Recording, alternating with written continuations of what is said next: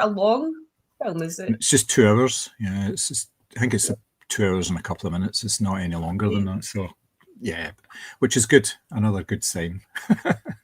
Yeah, really. And that's we've got our tickets for next weekend. I booked tickets for that, and I booked tickets for Weapons, which I'm so excited about. I mean, the trailer just makes me feel so uncomfortable, and so we've got our tickets for that. Interestingly, Weapons was also on an IMAX, because it's IMAX. I booked for Fantastic Four, but I haven't gone for that because I don't think it's shot in IMAX, so I don't really see the point. Do you know what I mean? Like, I feel like if there was features and stuff that you would want to see, because I've also pre-ordered Sinners because it comes out on Blu-ray. I think it's on Monday. And because I went to see that in normal screen, I missed apparently like the aspect ratio changes in certain sequences, but apparently on the DVD or the Blu-ray, it's kept that. So I want to rewatch it and see kind of what I've missed, essentially, because it only did it in IMAX in the cinema. So yeah, of course, yeah. I think it's the big sort of dance sequence. I think that's where IMAX comes into its own more than anywhere else in it, because I think that because it was a massive big scene and they wanted to film that in IMAX and make the most of the screen. And like I say, the aspect ratio actually changes in the IMAX cinema when they actually do that. But, you know, it didn't detract from the experience, I don't think, by not actually seeing it. Definitely not. Although, and shout out to our beloved Simmy, who still doesn't like that film. I'm like, film of the year, 10 out of 10. And he's like, yeah, it wasn't for me. That actually surprised me, because I thought you would be very into it. But, you know, each to their own. You know, you can't force somebody to like something. No, that's true. I did like the wee thing that he sent about the Jaws screening, and it was a picture of Pedro Pascal. Oh, honestly, I mean, it does feel like he is in every major franchise. I mean, fair play to him. Like, he's obviously been a working actor his whole life, and it's maybe taken till, I mean, I assume he's in his 40s, yeah. I would think so, yeah. It's obviously taken to now for him to sort of get these big roles, but it does feel like every franchise you turn to, his face pops up. So I'm surprised he wasn't in Superman. Yeah, I was listening to a review podcast, and there was a film, is it The Wedding Banquet, maybe? And he turns up in that for like about 5 minutes it just did it as a favour, I think, and it was just like one day's shooting that he actually had to do. But yeah, he's turning up in all sorts of things at the moment, just keeping his name out there, which is very strange. But and of course he's been on television and all that as well with The Last of Us, so yeah. I suppose you do have to, like, I was thinking about this the other day, like, there was a video with the Superman cast, and for some reason they were asked, what's your beauty myth? And Rachel Brosnahan said that, like, after a certain price point, like, all face creams are the same ingredients and stuff like that, so you don't have to spend the luxury price to get, like, whatever it is you want to. And Nicholas Hoult was like, well, there goes your brand deal. And he was like, I just want everyone to know that I'm very open to luxury face products, and I'd happily, be the face of your brand. And I thought, I wonder if that's, now that the film's out and they're obviously on these sort of press tours, I wonder if that's the next sort of like hustle pieces, like getting a brand deal or tying yourself into like a fashion house. Like, obviously, like the Hemsworths are associated with like Hugo Boss and things like that. Like, I wonder if the next step, in order to keep your face sort of out there until the next film comes out, is like trying to sort of get some sort of deal with a big brand. I wonder if that's the sort of next step. If you are sort of I say up and coming, they're obviously like well-established actors, but do you know what I mean? Like, I know exactly what you mean, yeah. They're not like Meryl Streep. Meryl Streep doesn't have to hustle. She will always get stuff because she's Meryl Streep. But I wonder if like that's how you keep yourself relevant, is getting the brands involved until your next film comes out, Of course it is, because it can be, I know Pedro Pascal is a sort of outlier here. He is in a lot of stuff at the moment, but he will disappear for a while and not be involved in things. I think it's the way that the schedules work, that a lot of stuff comes around at the same time, and they don't really have a lot of control over that. It's just, it comes out when it comes out. So you can have him doing like maybe 3 or 4 different projects in a year, but you can have the likes of Chris Hemsworth or Chris Evans not seem to be doing anything for 2 years. So yes, having their faces on billboards around the world beside a bottle of aftershave or, like, say, face cream or whatever, it keeps the brand there, and that's what it's all about, because they are actually a brand in themselves, aren't they?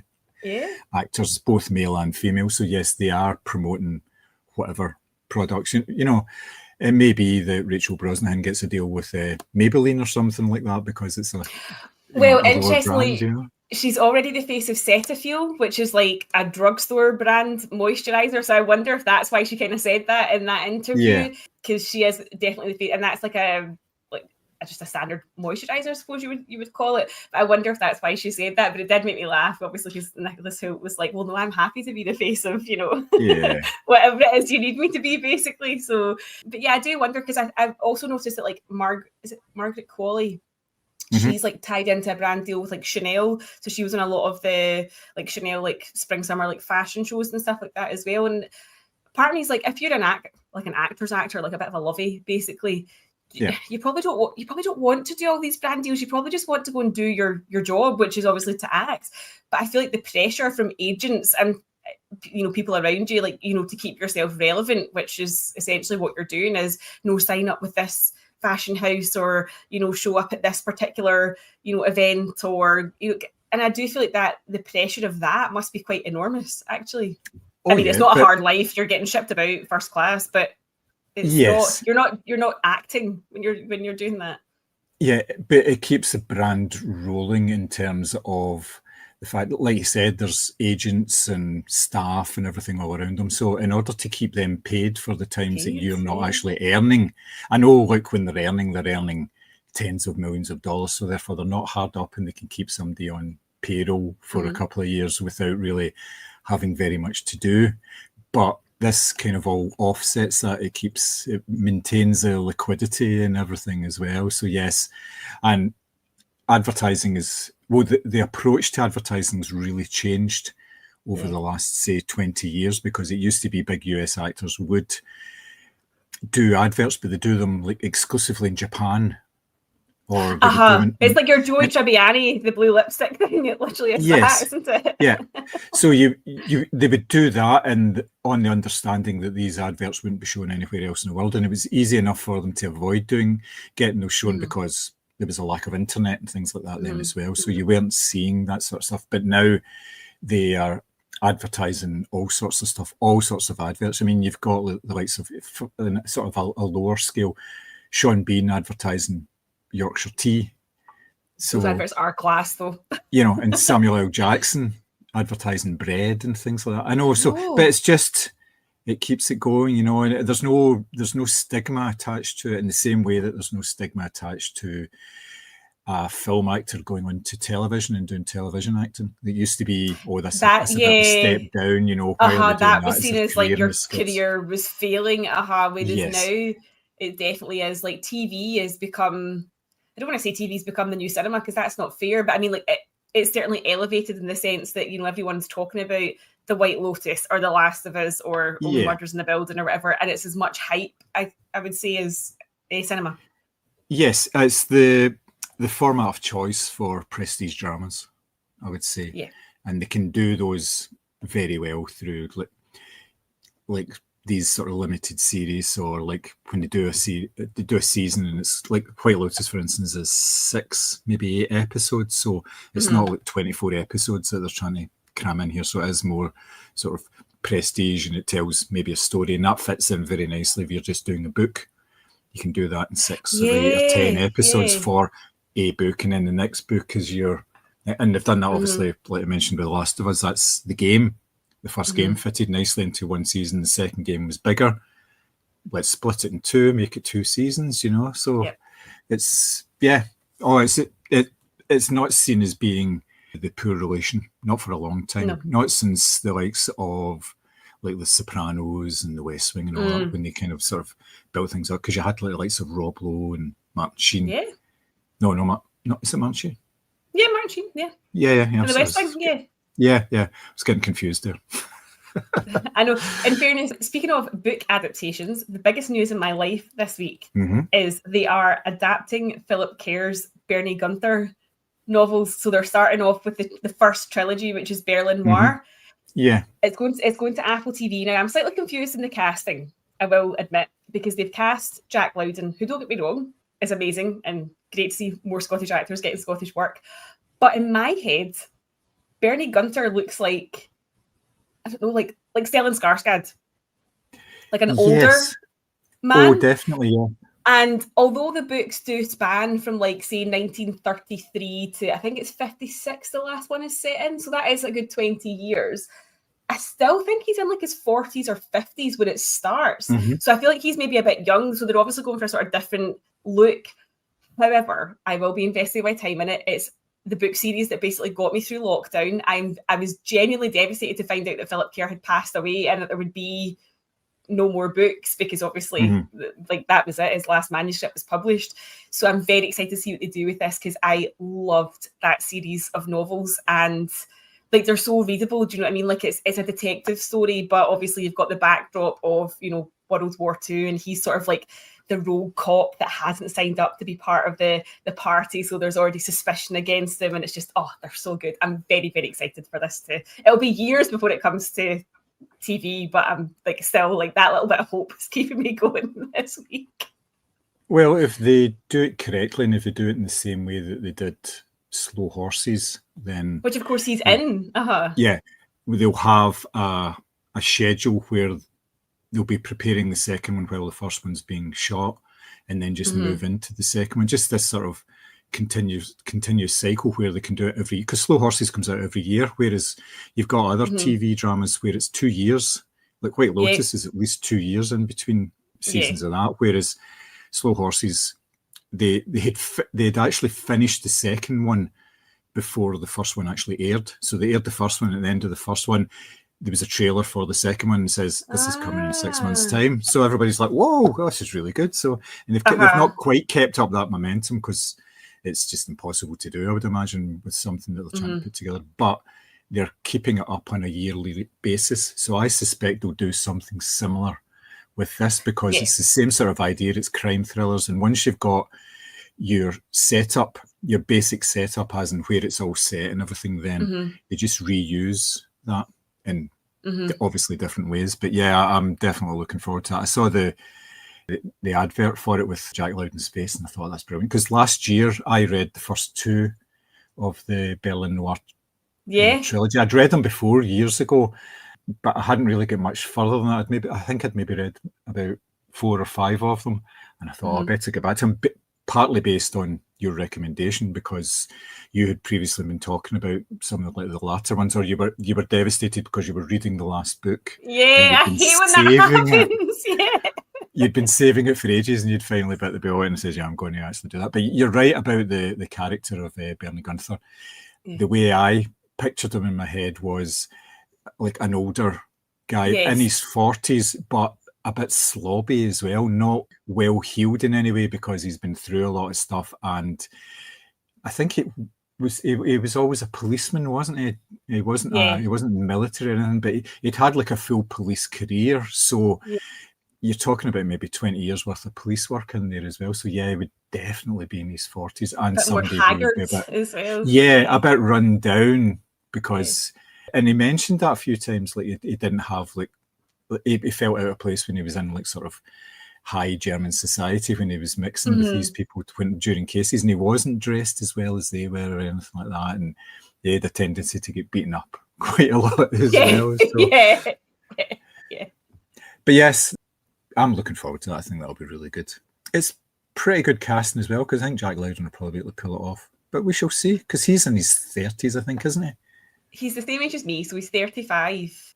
So he's not that far off his 40s, but it will be. Yeah. But obviously, actors just look a lot better because they have like a good lifestyle, and obviously their face is their business. So it will be interesting. I'm really keen to see how they do it. As I say, it's basically the series of books that got me through lockdown. So I'm really excited for this to come off. And obviously, like, as it starts, like 1930s Berlin, you'll still have like this sort of hangover from like Weimar and stuff like that. And I'm just really keen to see like how they shoot it, where they shoot it as well, because I don't know if they will use Berlin the full way through, because the book series does jump about. Like the one that's in 1956, he goes to Argentina. I'll give you 3 guesses why. So there is there's one set in the French Riviera as well. So it'll be interesting to see if they follow it will they follow it in terms of the book order or the year order in which things happen within the books? If that makes sense. Yeah. Oh yeah. Chronological rather than the book order. Yeah. Well, you just don't know. I'm sure. Well, we won't need to worry about that until we're a few years into it anyway, because all the first ones are all set in Berlin anyway. So yeah. And you'll see how popular it is as well.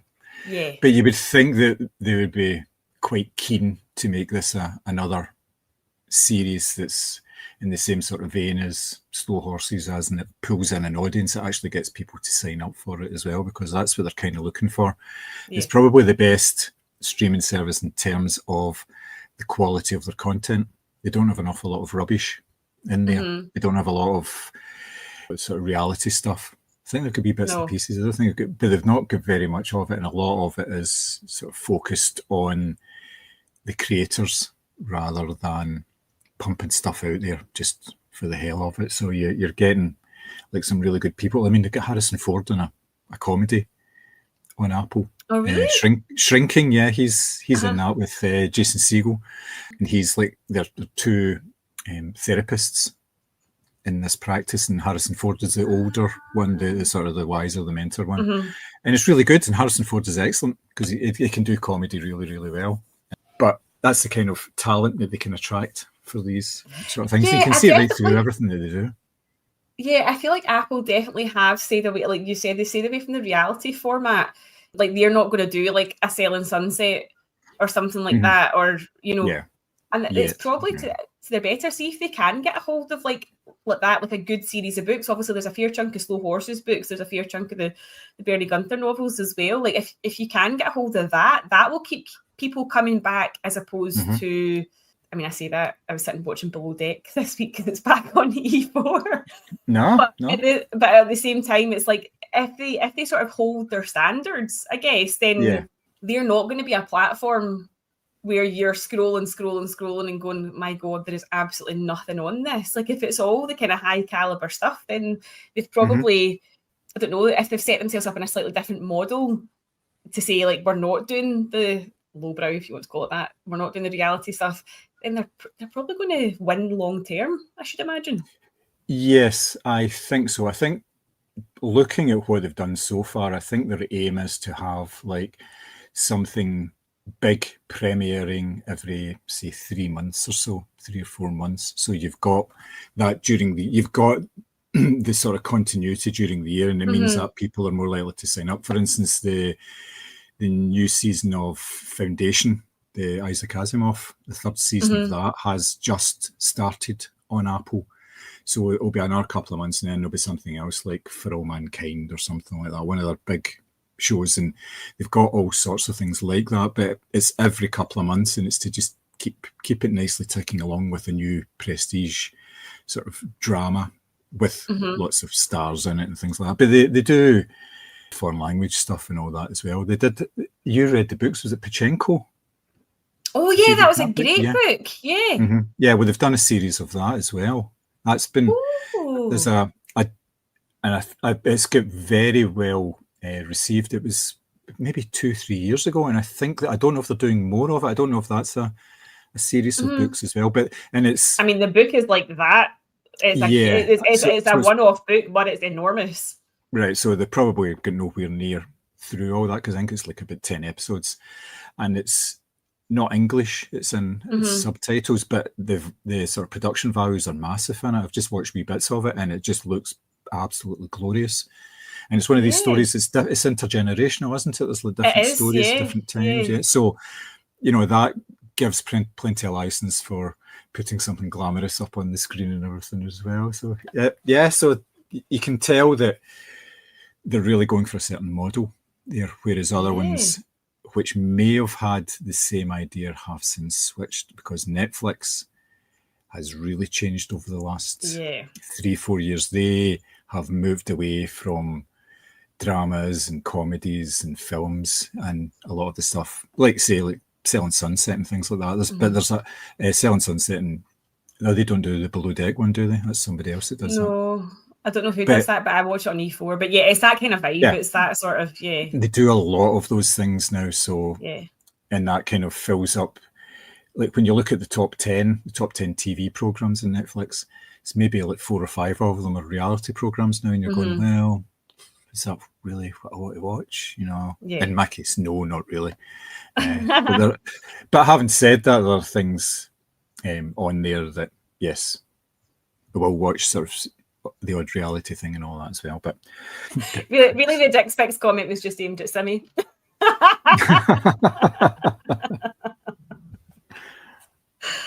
Oh dear. Oh, I could watch these films all day. It makes me so sad that they're now ruined by association. I know that we were obviously joking and stuff, like, well, I say joking, obviously talking about like but the cultural sort of like impact these films have had and the legacy that they've had is so massive that it just feels insane that, as you say, like that's not in the cinema for its 30th anniversary because of the people involved. And it really does come down to that thing of like, can you separate art from the artist? Is it okay to, you know, are you still essentially putting money in somebody's pocket who's a bad person if you go out and buy a copy of this or see this film that's in? Like, it's so difficult, I think, to draw a hard line on this stuff. I mean, it's not difficult to draw a hard line in the sense that these are people who have done bad things. That's obvious. That's very, very obvious.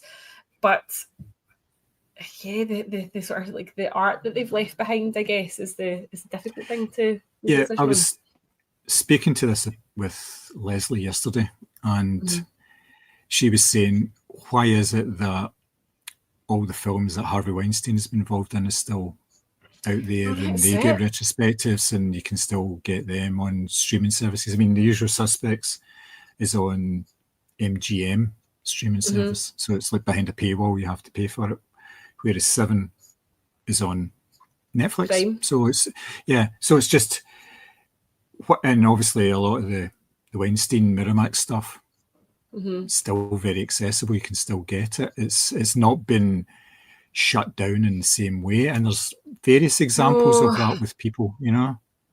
And I don't know if it's just because he's not an actor or a director, so it's maybe not as prominent. Like, you maybe don't notice the Miramax logo at the start, or you maybe don't know that Miramax was his company. You maybe only know his name, so maybe that's how they get away with it. But yeah, you're right. His films are still everywhere.